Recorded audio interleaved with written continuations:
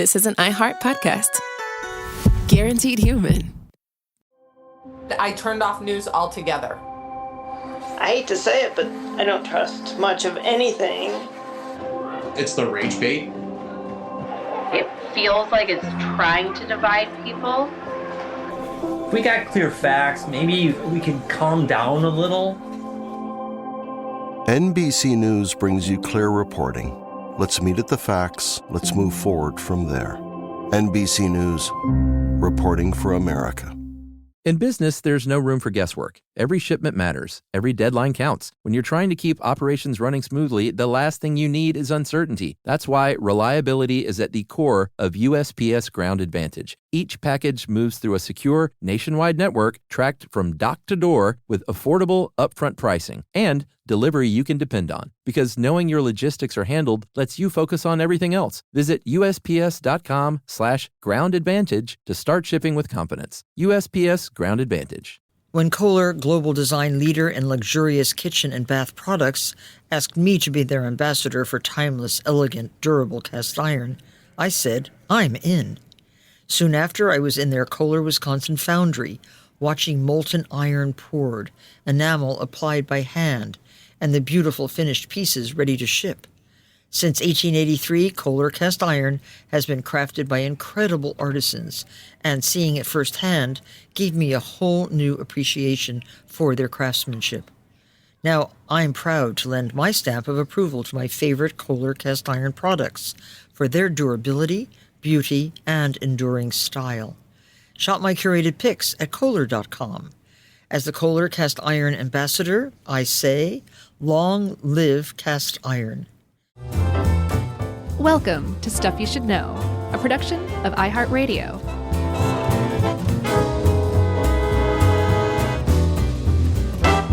Hey, and welcome to the podcast. I'm Josh, and there's Chuck, and Jerry's here too. And this is one of those good old-fashioned rootin' tootin' Rudy Fruity episodes of Stuff You Should Know.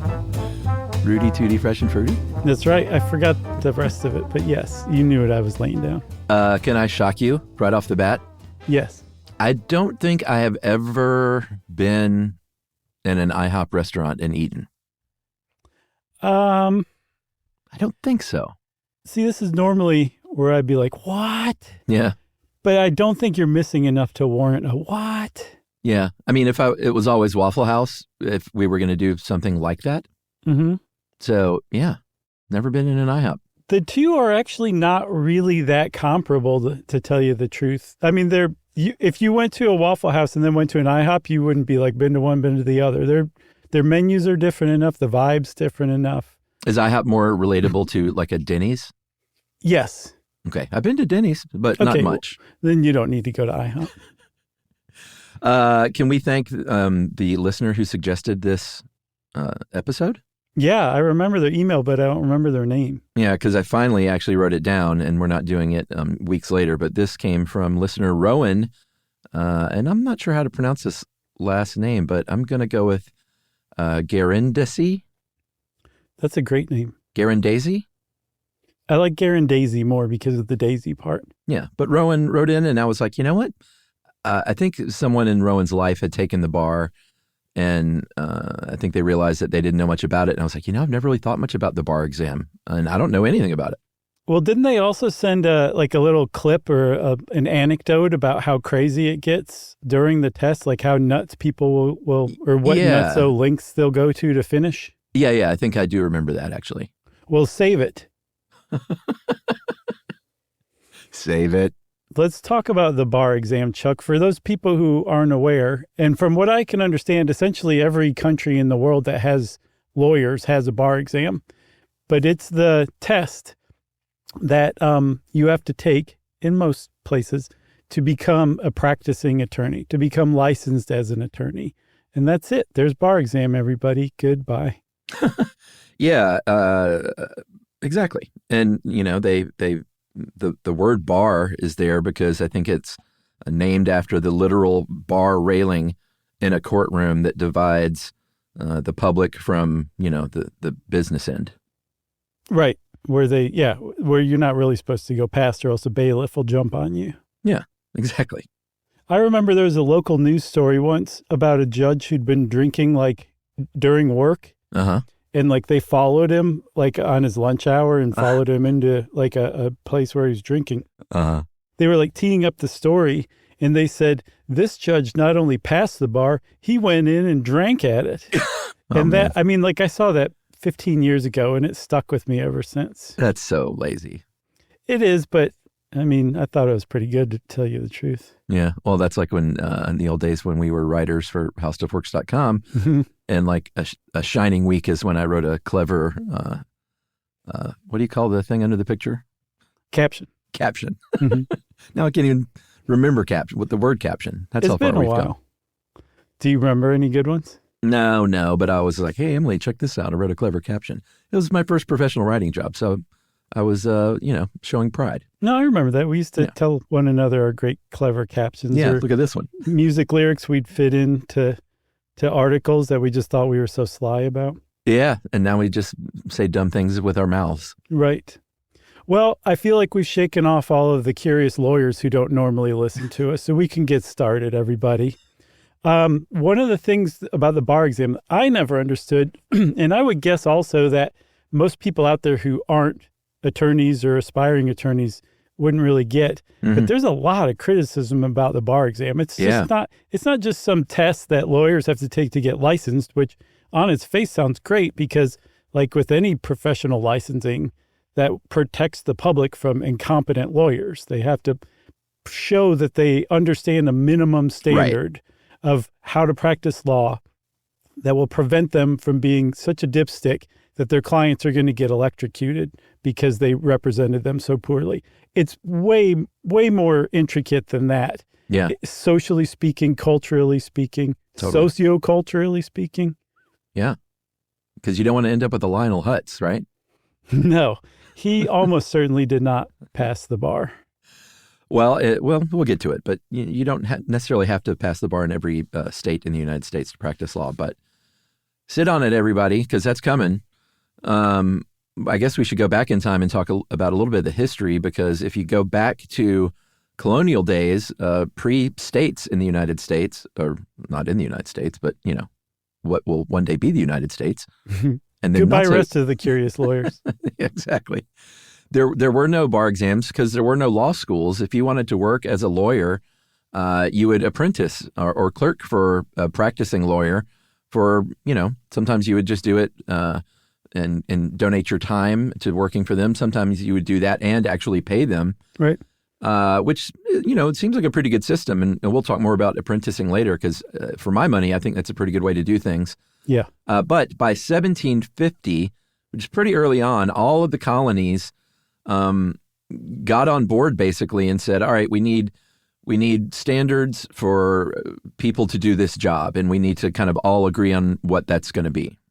Yeah, and like a lot of stuff or most things with American law, they were following in the tradition of England, which had some sort of exam or another for people to become attorneys as far back as the 16th century. But so America wasn't that far behind, a couple hundred years. Apparently, the first one was Delaware in 1783. And it was essentially just you would go and hang out with a judge and they would quiz you on some legal stuff. Yeah.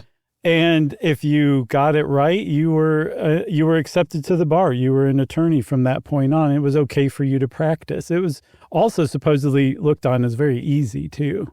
Yeah, I imagine a lot of that depended on the judge that you got and like maybe how much they liked you in those early days. It was really sort of the wild, wild west. Right. Libya helped us with this, and she dug up a pretty fun story about Abraham Lincoln, who was a bar examiner for the state of Illinois in the 1850s and was apparently just like at a hotel chatting with a lawyer in a room. And the lawyer answered a few questions and Lincoln was like, "Congratulations, you're an attorney."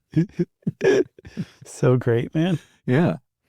Yeah, I love that story too. I mean, I can just see Lincoln busting it out so casually. Yeah, I think the takeaway is the guy didn't even know the test had begun, essentially. No, he had no idea. Exactly. I'm glad you added that part. Sure. So the actual first written bar exam, kind of like they are today, that popped up around 1855, I think, in Massachusetts. And then it became a requirement about 20 years later in Suffolk County, where Boston was. And by 1920, written exams were like the way to go. And because now it wasn't just getting quizzed with the judge, law schools started popping up and developing. To kind of train you to prepare for that written exam at the very least. And they actually became an alternative to apprenticing, which, as you'll see later on, is kind of inverted these days. But that was something you could do if, like, say, all of the lawyers in your town were jerks. Yeah. You could go to a law school instead of apprenticing. When you graduated law school, then you could take your bar exam. Those were your two paths to the bar exam back then. Yeah. By 1921, the American Bar Association was around, and they said, we really prefer a written exam to license. I don't think they mandated it at that point. Yeah. But they, the states generally kind of fell in line behind the ABA. And I think by 1931, another decade later, the American Association of Law Schools got together with a committee. And they said, all right, we need to develop a real system here. So they came together with the National Conference of Bar Examiners.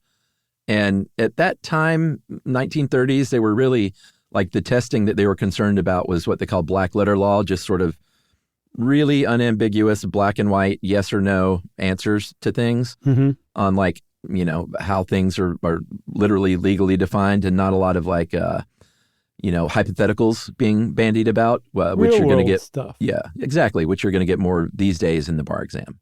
Yeah. But one of the problems with taking a test like that is that your hand can get cramped. They didn't want prospective lawyers' hands cramping. So in 1972, the National Conference of Bar Examiners came up with the multi-state bar examination. And that created a multiple choice test. Yeah. It also really kind of dug into like your knowledge. But at the same time, you can also say like, this is where it became a little more standardized and less loosey-goosey. But in that sense, it also became a little more scientific minded by creating a test that you could say, this is right, this is wrong. And it wasn't just legal terms. They were applying it to hypothetical situations, but it was still multiple choice. So you could grade it much more easily. Yeah, I don't know how I feel about multiple choice in a test like this. Anytime you can sort of guess. Right. I don't think you can necessarily guess your way to success, but I don't know. I think you just came up with a T-shirt. Guess your way to success. Yeah, totally. And then on the back, just a B, C, D, and just a check mark next to the C. All of the above. All of the above. Go ahead. You go ahead. No, well, as this is sort of developing over the decades, I think we're at the 70s here, but it kind of became clear during this period that like, hey, what we've got here is a gatekeeping service, essentially. Ostensibly, the reason was, like you said, is like we want to keep only like, really knowledgeable people that know what they're doing in these jobs to protect people that hire them for lots and lots of money.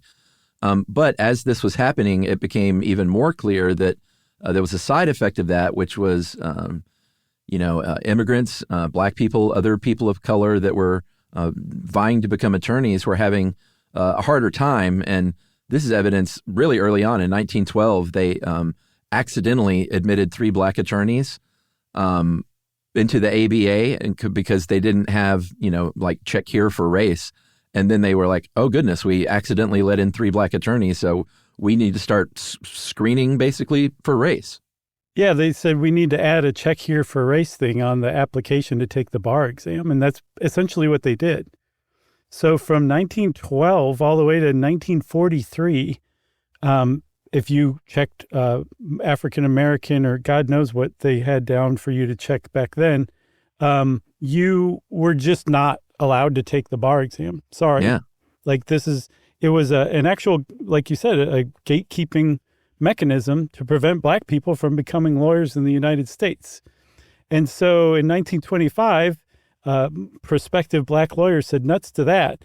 And they got together with actual black lawyers and they came up with the National Bar Association, which is still around today. as an alternative for black attorneys to basically become attorneys rather than have to go through the ABA.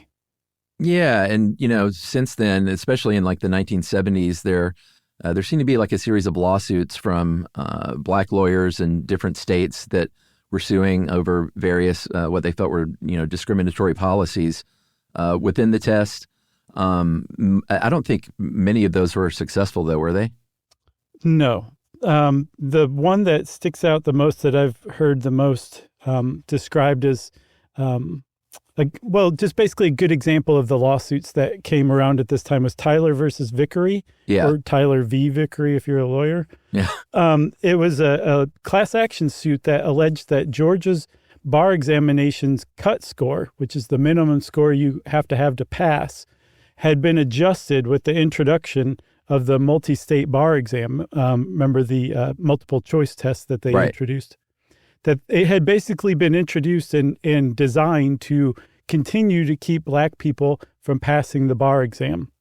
And the Fifth Circuit Court of Georgia said, we don't really think that's true. For some reason, they said we don't see any intent to discriminate, which is neither here nor there under Title VII of the Civil Rights Act, which prevents employment discrimination. Yeah. But they also said, here's the thing, the American Bar Association is not an employer.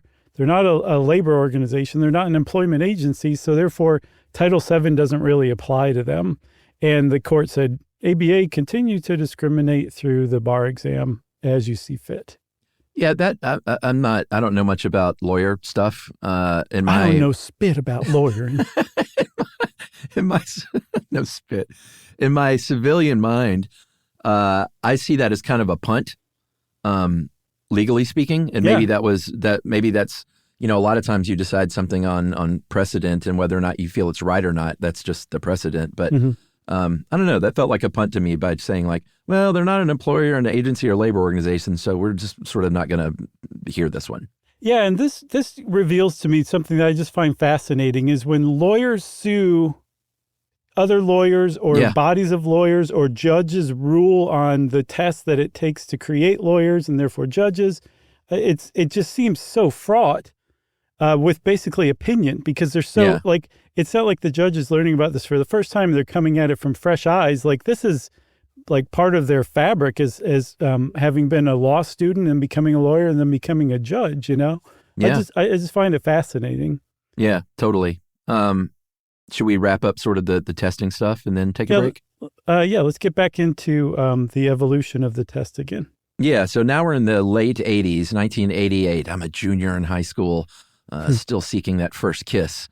And the NCBE has added the multi-state essay examination at this point. Mm-hmm. So now you're back to essaying, which is how it previously had been until that multiple choice test. Right. And in 97, it handed over the multi-state performance test, or the MPT, which says, hey, let's sort of do some practice stuff, like write up a brief for me or write out a memo or draft a memo, and let's see how you do on that.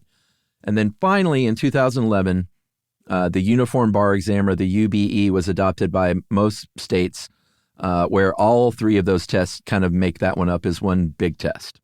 Yeah, which is, if you're a state and you don't feel like going to the trouble of coming up with your own bar exam, now you can just use the UBE. Yeah. And it's proven, there's all sorts of great questions in there. You sacrificed state law. But a lot of people say law students don't need to sit around and memorize state law. That's a waste of time in favor of the UBE, which is pretty rich because a lot of people argue that the UBE itself is a waste of time because you have to memorize general law rather than state law, which we'll talk more about that. I'm chomping at the bit right now. Yeah, but it did make it more easy to transfer from state to state and stuff like that. Right. And we'll get into those specifics too. But let's take that break. Okay. And we'll get into the basics of the bar right after this.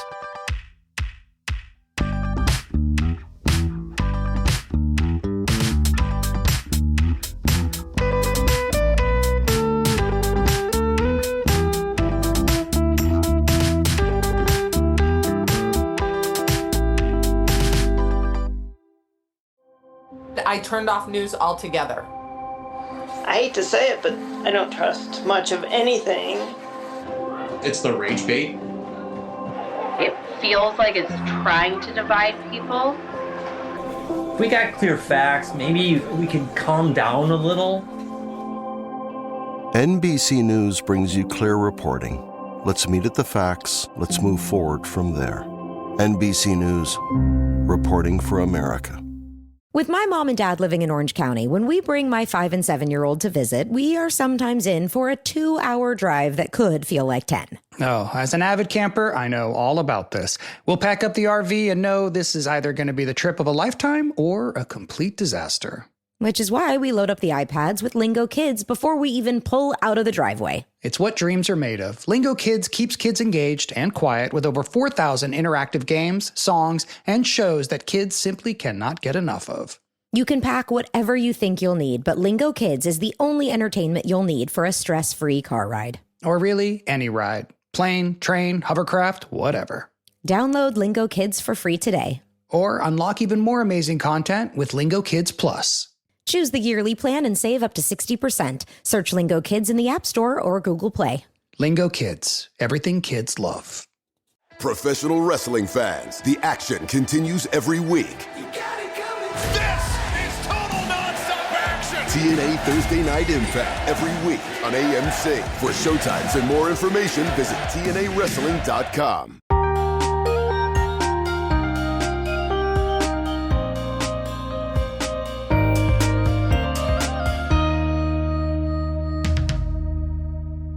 So, Chuck, it turns out there's 56 jurisdictions in the United States. Who knew? I didn't. 50 states plus some territories. You got some overseas possessions. You got What else?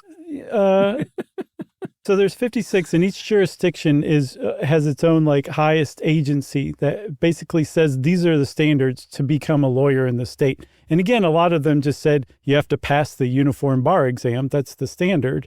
But they also can kind of mess with it here or there, and it's up to this agency that's associated with the highest court in the state, usually the state Supreme Court. Yeah, exactly. In most jurisdictions, if you just to take the bar exam, you have to have graduated from an accredited law school from the American Bar Association, which usually means a 3-year program. Some states, though, are like, hey, if you didn't go to an accredited school, that's fine. We'll still let you take the bar. If you are in Washington State, Virginia, Vermont, or California, they allow a legal apprenticeship to swap out law school, which I think is super kind of cool. Yeah. And Maine and New York let you sub out a year or two of that law school for an apprenticeship. Yeah, for sure, which is pretty neat. It's old school. It's a throwback kind of thing. Yeah. If you want to take the bar exam, most of the time it's given in February and July. Those are your two options. And then you're going to pay some money for it. And there's a lot of ways you're going to pay money for it. Just to register to take it, the bar exam itself, it could be a few $100s. It can be more than $1,000, depending on your state and how greedy they are. Yeah. If you want to use a laptop, you want to type out your briefs and your memos and your essays rather than write them out because you get hand cramps like the old lawyers used to. Yeah. You're going to have to pay a fee for that. And the reason why is because there is no chance you're going to be allowed to bring your own laptop because they keep the place so tight and are so hawkish about preventing cheating that they actually provide tampons to people who need them because you're not allowed to bring in your own tampon. Wow.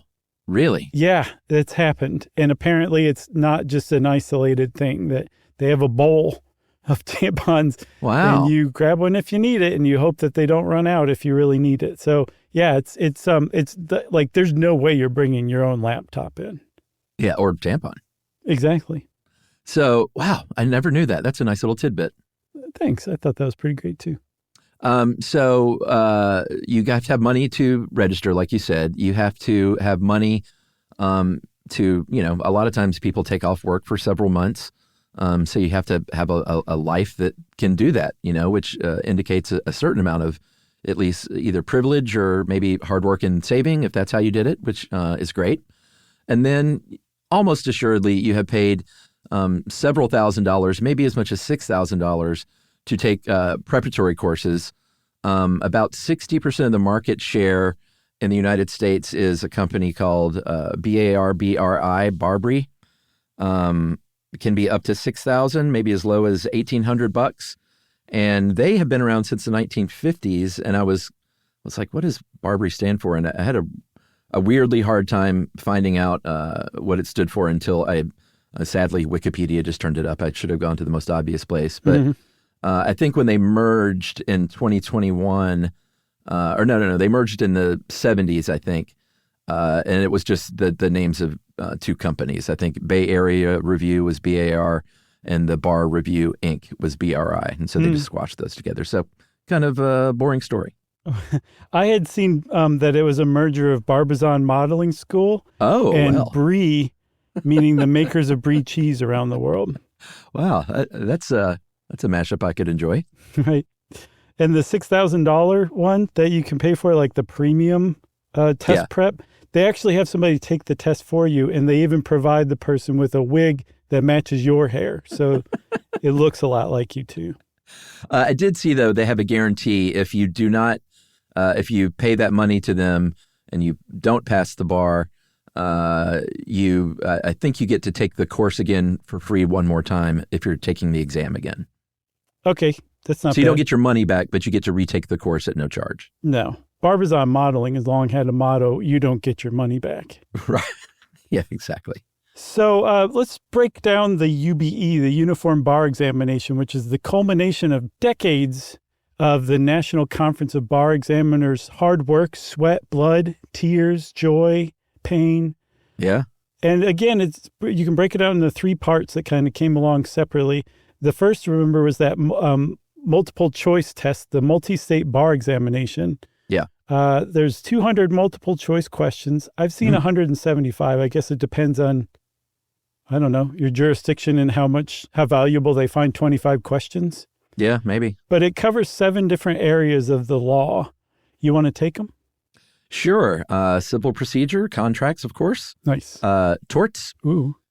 Constitutional law. Criminal law, the sexiest law. Careful. Criminal law and procedure, that is. Evidence, which is its own category, and real property. Ka-ching.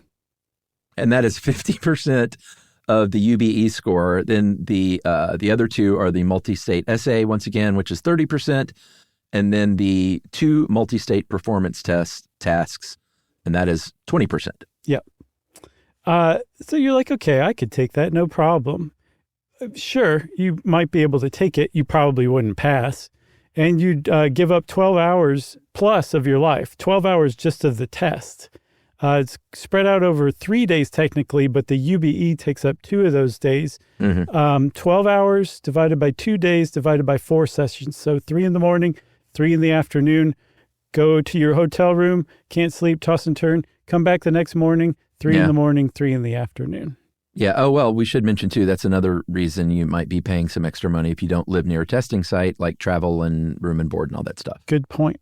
And scotch at the end of the day, of course. That's right. It's graded on a 400-point scale. Depends on the state on what they consider passing.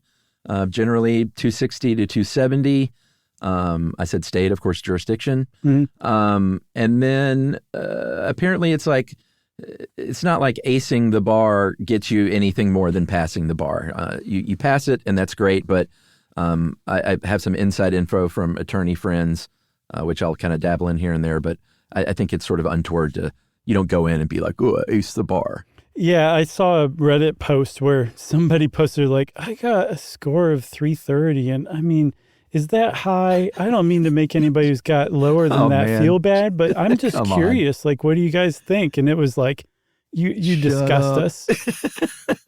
Like, that is just sad. So, yeah, it's not really cool to flex on people over your pass, bar score. And you pass. Exactly. That's all that matters. That's right. And then if you do pass, there's always a gaggle of attorneys, usually quite experienced, seasoned attorneys, who just are waiting for you to finish. And when you finish, they embrace you. And that's how you know that you've passed the bar exam. We did mention that those UBE scores are portable. You can, it's not like the old days when you had to pass that state's bar. I think that's how it used to be kind of across the board. Right. They're transferable for 2 to 5 years after taking the exam. It depends on the jurisdiction, of course. And then if you're in a jurisdiction that doesn't utilize that UBE test, most of them still have the MBE as a big part of their exam. Usually with their own specific like state law stuff if they do that. And there's usually also a third day, which you were talking about earlier, that third test, which is like a 60-question ethics test. Right. It's called the Multi-State Professional Responsibility Examination, the MPRE. Yes. And they ask you questions. It's scored separately, but they have questions like, Attorney Lionel Hutz brought in a bag of pot to one of his clients into prison. Is Attorney Hutz guilty of loving too much? Right. Was that a real Simpsons thing? No. Oh, okay, because I could see that. They only really talked about pot like on a couple of really great episodes, but No, that wasn't their bag normally. That wasn't their bag of pot. Point. No, yeah. That wasn't their sack. Don't use that word. Yeah, sack's kind of gross, isn't it? Moist. Oh, boy. What was the other one? Moist sack. Oh. Or pussy. Go look that up in the transcript. Don't do it. Let's talk about pass rates because it really obviously depends on the state. They can vary pretty wildly, actually, from looking at some of these stats. I think for first-timers, from July of this year's testing, 2025, first-timer pass rates, there was a range from 66% in Connecticut to almost 90% in Utah. So go Utah. If you look at overall rates, not necessarily just first-timers, 2025, only 54% in the state of Alabama. Once again, compared to 86 in Utah. So I don't know what's in the water out there in Utah, but those attorneys are sipping it up. Oh, it's widely considered a really easy state to pass the bar. Oh, is it really? Yeah. Oh, interesting. Okay. Some very hard places to take the bar around the world, actually, that I saw: Nigeria, Singapore, Korea, Japan, Ontario, Canada. Okay. Yeah. New York State. New York State's bar exam is so difficult. It's like as hard as the entire nations of Singapore's. So it definitely varies by jurisdiction and by country just how hard it can be. Wow, that's interesting. I do know that of the 2022 graduates, this is just another sort of stat for you, over 90% of graduates from accredited schools pass within a couple of years. But from what I see, there's really no shame for it to take a crack or two to pass the bar. I don't think, I don't know if it's something you're going to run around the office telling people on your first day, but I don't think it's like a mark of shame. There have been plenty of very successful attorneys, very famous attorneys that didn't pass the bar on the first go, including Michelle Obama and Hillary Clinton and all the Dems. I think JFK, a bunch of DIMs. JFK Jr., I think, took 2 or 3 times to pass. I saw that. And old Kim Kardashian took a time or 2. Yeah, I think 3. 3? And there's actually limits on how many times you can take it, depending on your state, your jurisdiction, your territory. Oh, well, they just say, sorry, why don't you, it sounds like you should try another line of work. There are some places that say that. I don't know if they actually say that. The gaggle of attorneys tells you that when you fail the 6th time. But there are other places that have discretionary rules where after you reach a certain number, like say, I think 6 is the highest I've seen, you can apply to take it again. You can basically go to the state bar and be like, please. Yeah. I want to be a lawyer so bad. I'm just really terrible at this. Yeah, I mean, it is a test, and some people aren't great test takers. We'll kind of talk about that in a little bit. But also, I imagine there's plenty of things you can do with the law degree if you haven't passed the bar, right? Yeah, I mean, it's great. Like you see somebody referred to like, oh, this is a lawyer or something, but they have they're in some field that has nothing to do with law. Yeah. You're just like, they very frequently are advisors. They know how far you can bend the law. Okay. There's a lot of stuff you can do with it. All right. Yeah. You can always teach, I imagine. Oh, yeah, that too. Yeah. I have a cute little addendum to this part. Let's go. The youngest person ever to pass the bar is Sophia Park. Okay. She passed the bar in 2024 at age 17 years, 8 months. And was that after law school even? Yeah, she started law school at 13. Oh, she's one of those. So she beat the previous record by 3 months. The previous record had been set at age, I guess, 18 years and 1 month by her Doogie Howser? brother, Peter. Man. Isn't that nuts? It's a smart family. It is. They really wanted to be lawyers. Yeah. Or are they practicing law, or are they just like, I just wanted to show off? Oh, I believe they're both practicing law. Yeah, I guess so. Well, should we take another break, Chuck? I guess we should. Well, one more little tidbit here at the end. We said that it's a bar exam is basically to say, hey, you can practice law. The one other thing that it does is it helps determine what schools can teach it, because the ABA requires that law schools, if you want to be in an accredited law school, a certain percentage of your graduates have to pass the bar within 2 years. Otherwise, your accreditation goes away. Yeah, I saw 75% of your graduates have to pass. All right. Or they're like, sorry, I guess you're not teaching well enough. Exactly. I wanted my tidbit to be last, so I'm just going to repeat it now, okay? On second thought, we'll just go to break. How about that? All right. We'll be right back.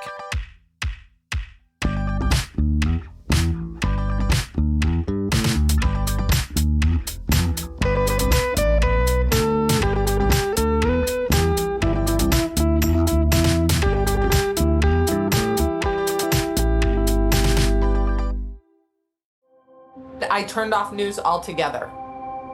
I hate to say it, but I don't trust much of anything. It's the rage bait. It feels like it's trying to divide people. If we got clear facts, maybe we can calm down a little. NBC News brings you clear reporting. Let's meet at the facts. Let's move forward from there. NBC News, reporting for America. Mom, can I have Lingo Kids? Dad, Lingo Kids, please! When did we become the Lingo Kids house? No idea. Last week it was dinosaurs. This week it's... Lingo Kids! Why Lingo Kids? Because it's the best thing ever. We can play games with astronauts, wild animals, and superheroes. With more than 4,000 interactive games, songs, and shows, Lingo Kids is the #1 entertainment platform for young kids. So, no dinosaurs? And dinosaurs! Lingo Kids! Everything kids love. Download it for free. Professional wrestling fans, the action continues every week. This is total nonstop action. TNA Thursday Night Impact every week on AMC. For showtimes and more information, visit TNAWrestling.com.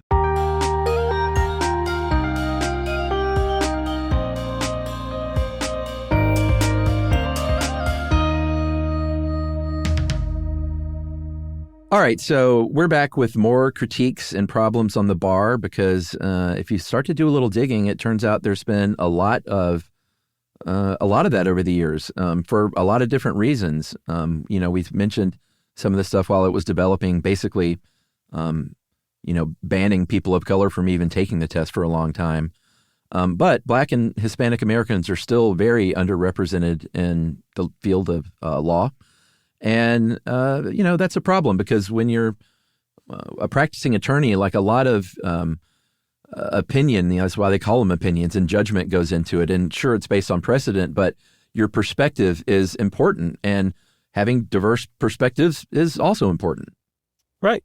Yeah, for sure. It's a white male profession, essentially, statistically speaking, that is right. Far and away the largest population represented in the legal profession in the United States. And there's statistics and figures that kind of show the disparity here. There's some data from 2021 from the American Bar Association that showed that white law school graduates passed on their first try at the bar exam at a rate 24% higher than Black students, 13% higher than Hispanic students, and 15% higher than Native Americans. So those are really substantial disparities in passing the bar the first time. And so being in the hot seat, the National Conference of Bar Examiners is like, hey, everybody mellow out here. This tracks with other scoring of racial disparities, like law school grades, LSAT grades. Like, this is in line with them. Just leave the bar exam alone.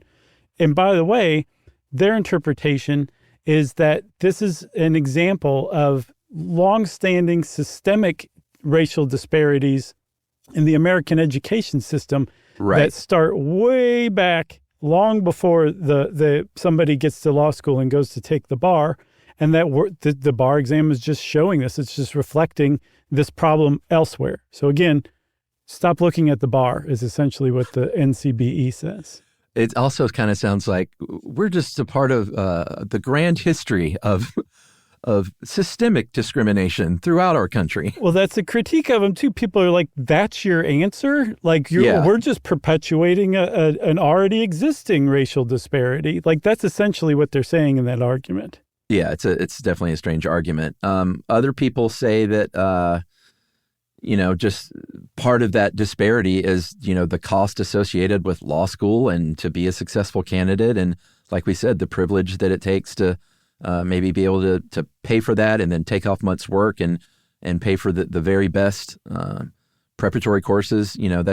It's just sort of all in the big soup of privilege, Right. I saw that Black and Hispanic students who take the bar exam are 50% likelier to work during their bar prep period than a white student. Like, it's just logistically speaking, racially speaking, it's just much likelier that a white test taker is going to be able to not work and just dedicate their time to prepping for the bar. And I mean, that alone explains a lot of it, because the bar exam is essentially it's a standardized test where you memorize essentially year one law school stuff.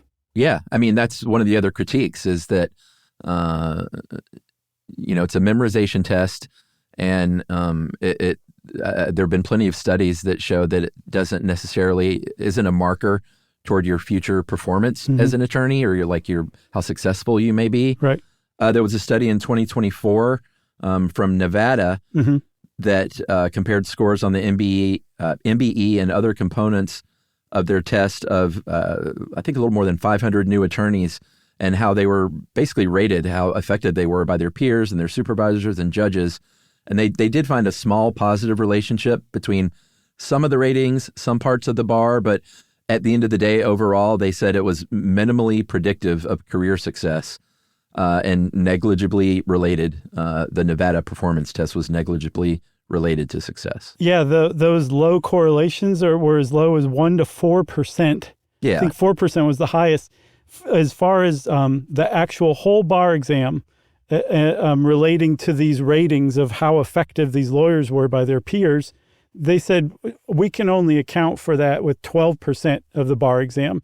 The rest of the distinctions or the differences in effectiveness has nothing to do with their score on the bar exam. And so people say, like, well, what the heck is the bar exam doing? And again, the National Conference of Bar Examiners are like, we're testing for lawyer competence to protect the public, dummy. And people say, well, how are you testing for legal competence? Yeah. Like, what is legal competence? And this is where the National Conference of Board Examiners pull their shirt away from their necks, and you can see some sweat breaking out on their forehead, because they've never given a definition of competence. And if you don't have a definition of competence, how can you, in a standardized way, test people for whether they meet that definition or not? Yeah. So people say the bar exam under that description is by definition invalid. It's not a valid test, meaning that it doesn't test the thing it purports to test, because we just have no idea what it is testing. You know what you just sounded like? What? An attorney. It sounds like you just dropped the mic in court and then sat down, and I was just sat down on your left, and I put my hand on your shoulder and was like, hell yeah, man. Got him. There have also been a lot of just sort of disasters in recent years, very public ones in terms of the bar. During COVID, they offered remote exams, and it was just sort of a joke in a lot of cases. There were a lot of computer problems, like programs crashing. They had facial recognition issues in that sometimes they failed to identify dark-skinned test takers. Mm-hmm. So that's bad right off the bat. Mm-hmm. You also, again, it was remote, so you had to keep your eyes on the screen at all times, or they would think you're cheating if you're looking around or looking into your lap or something. Right. So people were like literally urinating themselves in their seat because they couldn't move. And one woman went into labor and went through the test and gave birth and then came home and finished the second day. Yeah. If you want to know how tough Loyola University law students are, there you go. What about California with the Chat GPT questions? This one, it's got a lot of schadenfreude around it, but California said, nuts to the UBE, we can do a better program ourselves and save money. So they designed their own bar exam, like just completely eschewed the uniform bar examination, right? And it just, the rollout was horrible. There were people who were taking the test, they would get error messages. The program would crash during the test. It wouldn't save their essays. Can you imagine finishing an essay and clicking to save it? And they're like, nope, sorry, do it again. That's every student's nightmare. Yeah. And remember, this is timed. Like you have 3 hours per segment, right? Like if you don't finish in time, sorry, like you have to stop. So that's a huge part of it. And then also, like you said, ChatGPT, it turned out was involved because some students were like, there are misspellings and typos in some of these multiple choice questions. And the California State Bar said, wait, what? Yeah. It turns out that some of those questions were GPT, written by ChatGPT. Mm-hmm. They weren't even reviewed by a lawyer or copy edited by the state agency that oversaw the test because, I don't know, money, I guess. And this was another case of lawyers suing lawyers and lawyers suing their state bar and all that. California has just lost so much money on it. Remember, this is a money-saving thing, too. So, right. Again, there's like a little bit of schadenfreude, too. Yeah, and there was one incident in New York where someone went into cardiac arrest while taking the test. That was this year in the July test. Mm-hmm. And, people are like, we should help here, right? And the test proctors were like, nope, everyone be quiet and just keep taking your test and we'll deal with this in the next lunch break. Yeah, like they had to keep taking their tests while the paramedics were saving this person's life, like next to them, essentially. That was what they were forced to do. That's how, I don't know, you choose your own word, they are about assigning these tests or carrying out these tests. I was working a TV commercial one time as a PA years ago out in the desert and in California, and a crew member had a cardiac arrest, and the director told them to move a big fake rock in front of. They were tending to the guy, but they were like, "We need to keep shooting. Like, go move that big fake rock in front of the paramedic so we can keep shooting." I guess it's better than the director being like, "Take that fake rock and finish him off with it." Yeah. And then drag him out of the way. One thing I wondered, because I always kind of wonder, like, how would we do if we took the SAT now, like, at this stage in life or something? Mm-hmm. I wondered about, like, a really experienced attorney years later if they took the bar again. And Livia dug into that and found a study from 2021. 16, like, successful, experienced practicing attorneys from Oklahoma retook the bar, essentially, with no prep. It was just like, their prep was their career. On the theory that, hey, if it's measuring ability, then this should bear out in the grades, and none of them passed. They got scores ranging from 26 to 52%. So nobody would have passed that bar, and the lawyers who've been practicing longest did the worst out of all of them. Mm-hmm.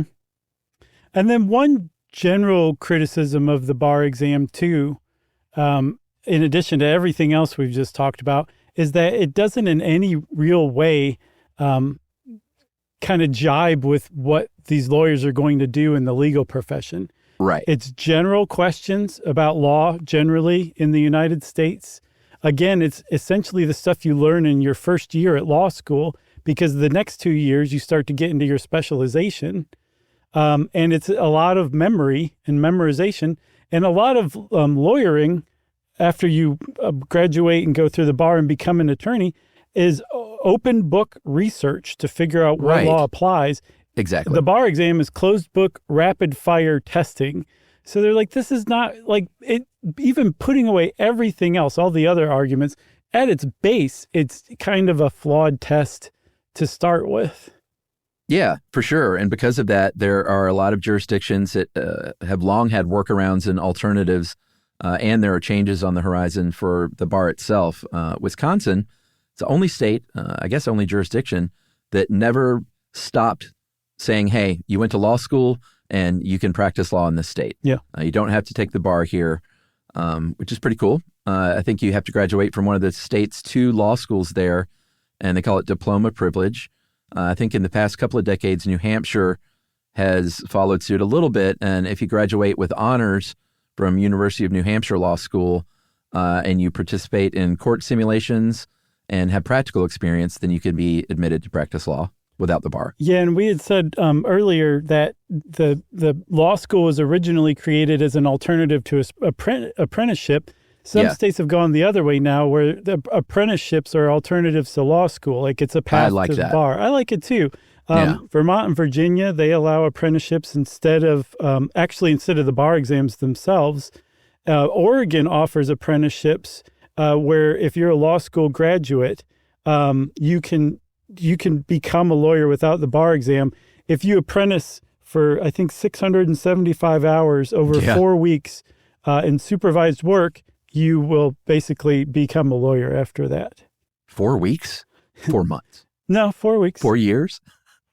No, I was joking. There's only 675 hours in 4 weeks. So, okay. So just like you would be doing 24 hours a day for a month as an apprentice, which seems hardcore. I'll assume your math checks out. It does. I even used a calculator. Oh, great. I think Washington State has a plan coming in 2026. So more states are kind of getting on board with this.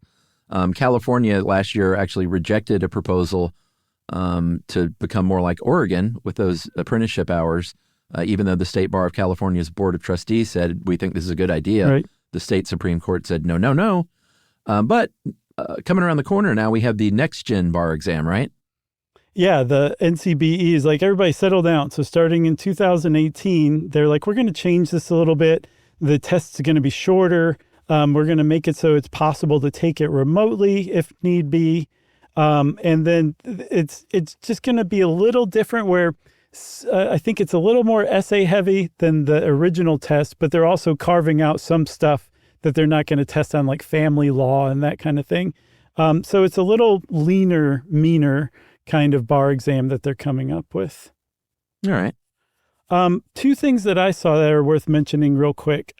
If you do away with the bar exam, there's a couple of benefits to that. One is that it puts the onus on law schools themselves to graduate competent lawyers. Right now, there are some law schools that are considered diploma mills because as long as 75% of your graduates pass the bar within 2 years, like you stay accredited and you can make a lot of money off that other 25%. That's one thing that would happen. Another one is that legal fees would probably come down because one of the functions of gatekeeping that the bar exam does is it artificially keeps the supply of lawyers low, which artificially inflates the fees associated with lawyers too.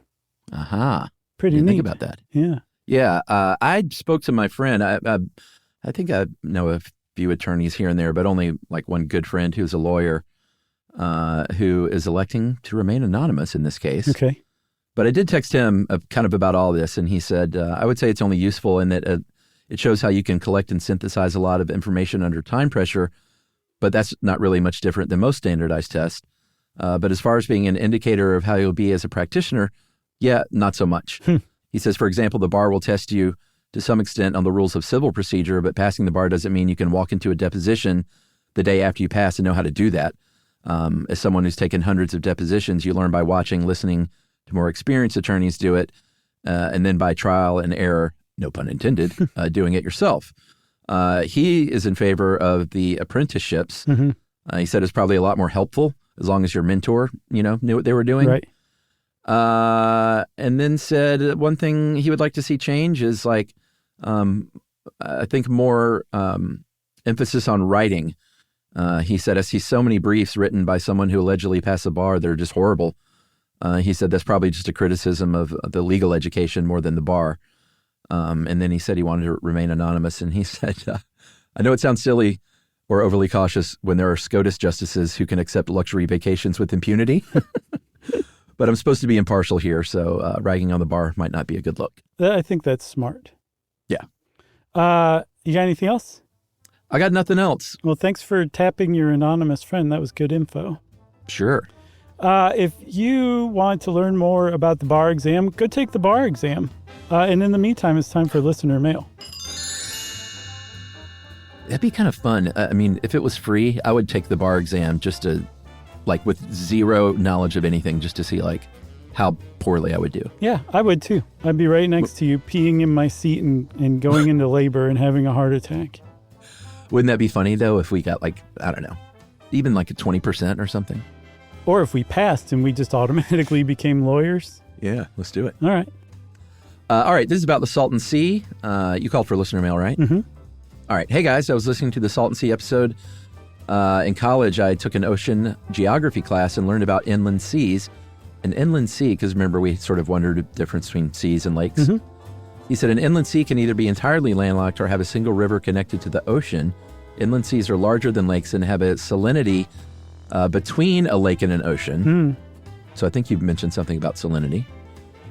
They're typically remnants of larger oceans and have numerous islands, but of course the scientific community names these things, and sometimes it can be rather confusing. The Caspian Sea, for example, is classified as a lake, despite being known as the largest inland sea in the world, and the Hudson Bay is an island sea, did you know that? An island sea or inland sea? Well, he says island, but probably meant inland. Okay. I didn't know. I had no idea whether it's an island sea or an inland sea. I had no idea. Or Dylan's favorite sea is the Larapentine Sea, or the Larapentine Sea. Mm-hmm. It's an ancient sea that split Australia in half during the Cambrian explosion.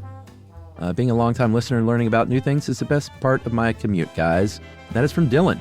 Thanks a lot, Dylan. That was great info.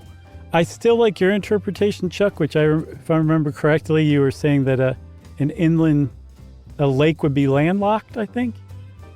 Yeah, I mean, it sounds like there's no true definition. I don't know. Well, then let's keep going with yours. Great. Nice try, Dylan. If you want to be like Dylan and send us a great email, you can send it off to stuffpodcast@iheartradio.com. Stuff You Should Know is a production of iHeartRadio. For more podcasts from iHeartRadio, visit the iHeartRadio app, Apple Podcasts, or wherever you listen to your favorite shows.